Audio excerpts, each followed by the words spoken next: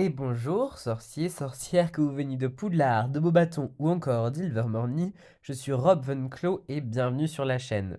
Alors aujourd'hui on continue la série que je sors une semaine sur deux des anecdotes sur le tournage des Harry Potter et aujourd'hui on s'attaque au prisonnier d'Azkaban, ou le 3.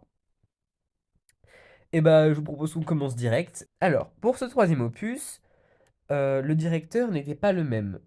Il était passé de David Yates à Alfonso Cuarón, dont l'anglais n'est pas la langue maternelle. Donc il avait un certain accent à ce moment du tournage. Et ça a créé un certain malentendu. Vous voyez tous les détraqueurs. Vous voyez quand ils arrivent, un froid s'installe et il y a de la glace sur le verre qui apparaît, notamment dans le train. Et en fait, glace, en anglais, ça se dit ice. Et sauf que à cause de son accent, les producteurs des effets spéciaux avaient compris eyes, qui signifie yeux, des yeux.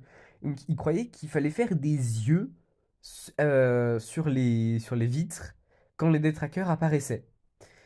Ils ont trouvé ça bizarre, mais ils n'ont pas posé de questions.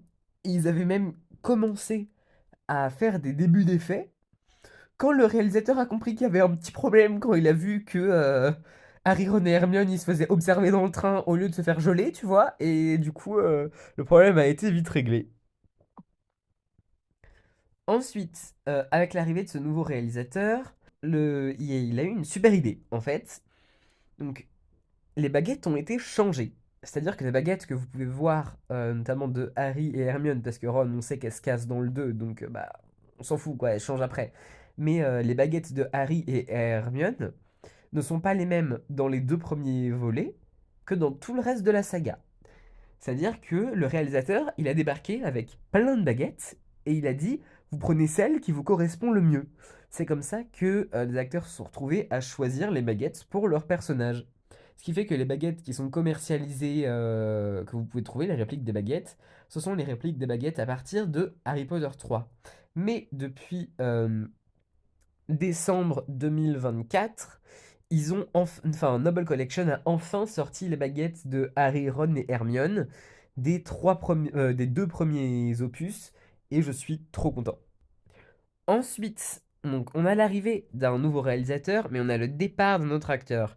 Malheureusement, l'acteur qui jouait Dumbledore est décédé à la fin du tournage du deuxième volet, et donc ils ont dû le remplacer par l'acteur Michael Gambon, qu'on connaîtra pour le 3, le 4, le 5, le 6, le 7, partie 1 et partie 2. Voilà.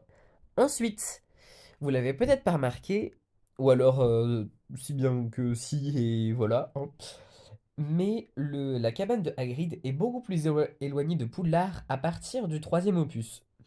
En effet, dans les deux premiers, on peut voir qu'ils s'y rendent en 2 secondes. Genre, Harry, quand il a mal à sa cicatrice dans le 1, il est là.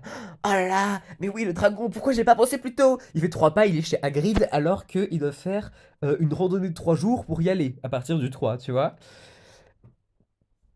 Et donc, elle a été déplacée parce que la forêt interdite aussi avait été déplacée, et aussi pour pouvoir lui rajouter un jardin, qui n'est pas là dans les deux premiers. Également, il y a eu pas mal de problèmes avec le déplacement de cette cabane qui a été enfin, vraiment, elle a été brinque-ballée à peu près dans tout le Royaume-Uni, tu vois. Ils l'ont amenée dans plein d'endroits différents pour prendre plein d'images différentes. Et donc, elle devait être facilement démontable. Ça, vous pouvez par exemple avoir l'information au studio Harry Potter, de le périple qu'a fait la cabane. Ensuite, est-ce que vous voyez la scène où ils sont à Honedux, donc la boutique de bonbons? Est-ce que vous saviez que tous les bonbons là-bas sont réels? D'accord? Sauf que les réalisateurs voulaient pas que les ados sur le tournage fassent que bouffer les bonbons et qu'il n'y en ait plus pour le décor. Du coup, ils leur ont pas fait croire que c'était des faux bonbons parce que forcément après il y en a qui allaient tester et ils allaient tous savoir que c'était des vrais. Il leur a dit que c'était des vrais, mais qu'ils avaient tous été enduits d'un produit spécial pour les maintenir et un produit qui était très toxique. Donc il fallait surtout pas les manger, sinon ils pouvaient littéralement crever les gosses, quoi. Voilà. Bon, c'était faux bien sûr, Mais comme ça, c'était un moyen de préserver le une moyen. Oui, bien sûr. Un moyen de préserver le décor. Ensuite, donc, je retourne un petit peu sur l'arrivée de ce réalisateur. Il a demandé à Daniel Radcliffe, donc Harry Potter, Emma Watson, Hermione Granger et Rupert Grint, donc Ron, de faire une petite rédaction sur leurs personnages, pour voir un peu, à peu près où on en était. Et en étant fidèle à leurs personnages, Rupert Grint n'a rien rendu.